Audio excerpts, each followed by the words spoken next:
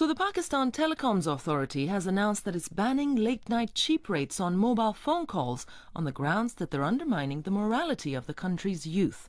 Apparently, young people have been caught making far too many intimate or indecent phone calls, and the practice is threatening the social values of Pakistan.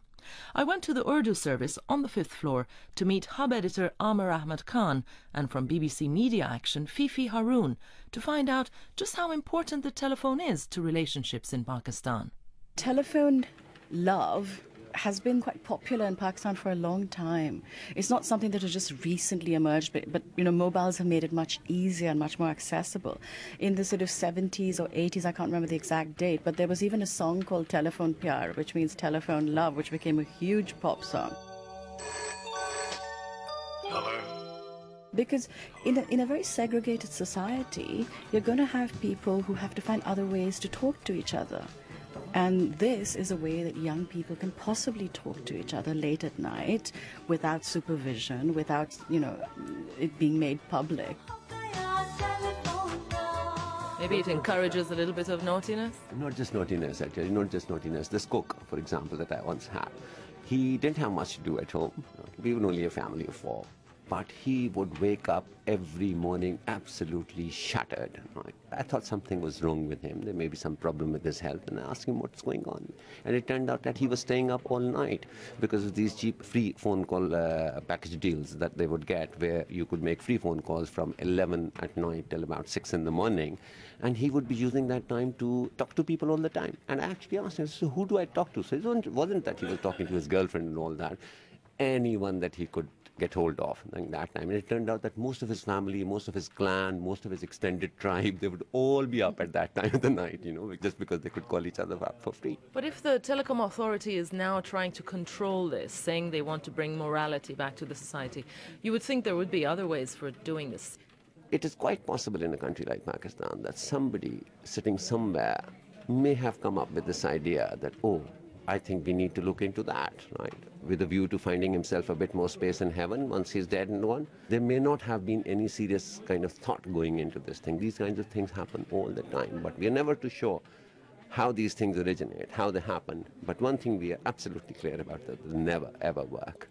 The phone companies have already said they're not obviously very happy because they will lose customers. And they have said that it's the parents of these teenagers who are responsible for raising them morally and properly, not the telephone companies. Or you can't blame the phone companies for encouraging immorality. What do you think? Well, there was an incident recently in Pakistan where you had a breakfast show host who basically decided, and this was a live show that she was doing, where she took a whole host of women, sort of mothers and aunts and so on, and she descended on a park in Pakistan and was actually chasing young couples, microphone in hand, saying, stop deceiving your parents, why are you here, are you meeting up with somebody you're not supposed to meet up with? So if people in the media or regulatory authorities are going to be policing your life in such an open public way, things like that can also become dangerous for young people. You mean reverse effect? Well, things like honor killings or whatever. What if, because of this, a girl has a brother who decides that this has been highlighted and he catches her talking late at night? She might be talking to just an ordinary friend, but he might perceive this to be much more than that. And it may escalate into a very dangerous situation. And these phone conversations, apparently some of them have been intercepted by the PTA, Telecom Authority, to prove that some of them have been obscene, to cancel these discount rates. Phone bugging in Pakistan is not something new. It's a sort of fun pastime in cities like Karachi where people have scanners and they sit around in groups and they sort of listen to other people's conversations. Ordinary people? Yeah, ordinary people. You can sort of intercept and listen, which is why they say if you're having a romantic conversation on the phone in Pakistan, don't use each other's names, So yeah, people do it for fun. Yeah, so there's like kind of two kinds of people, ones who are actually having these conversations and then the other kind who's actually listening in, right, through these scanners and other devices. Everybody's busy after 11, apparently. Yeah, you can say that's a country that never sleeps.